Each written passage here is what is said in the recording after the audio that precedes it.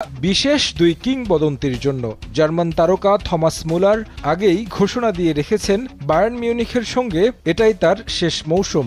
আর লিগে ঘরের মাঠে শেষ ম্যাচ ছিল এদিন। আরেক ইংলিশ কিংবদন্তি হ্যারি কেইনের দীর্ঘ ক্যারিয়ারে কখনোই মেজর কোনো শিরোপা ছুঁয়ে দেখা হয়নি। মনশেনগ্লাডবাখের বিপক্ষে ম্যাচের পর বুন্দেসলিগার শিরোপা তুলে দেয়া হয় বাভারিয়ানদের। অধিনায়ক বিশেষ দিনে তাই ট্রফি উৎসবের জন্য শিরোপাটা তুলে দিলেন থমাস মুলারের কাছে। 25 বছরের ক্যারিয়ারে বায়ার্নের জার্সিতে খেলেছেন 750 ম্যাচ। শেষটাও তার হলো আরও একটা শিরোপা দিয়ে।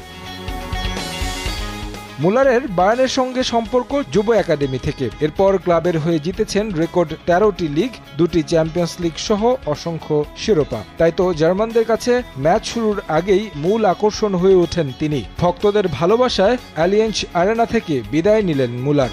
স্টে সেফের ডাবল লেয়ার প্রোটেকশনই পিরিয়ডের হেভি ফ্লোর দিনগুলোতে আমাকে রাখে নিরাপদে। Stay safe. হ্যারি কেইনের জন্য স্মরণীয় মুহূর্ত। লম্বা ক্যারিয়ারে জাতীয় দল কিংবা ক্লাব সবখানেই গোলের বন্যা বইয়েছেন, তবে শিরোপার ভাগ্য ছিল না এতদিন। সেই আক্ষেপ গোচালেন বায়ার্নের হয়ে দ্বিতীয় বছরেই। কেইন বুন্দেসলিগা ইতিহাসে প্রথম খেলোয়াড় হতে যাচ্ছেন যিনি তার প্রথম 2 মৌসুমেই সর্বোচ্চ গোলদাতার খেতাব জিতবেন। 25 গোল করে এক ম্যাচ বাকি থাকতে তিনি এই পথে আছেন সবার আগে।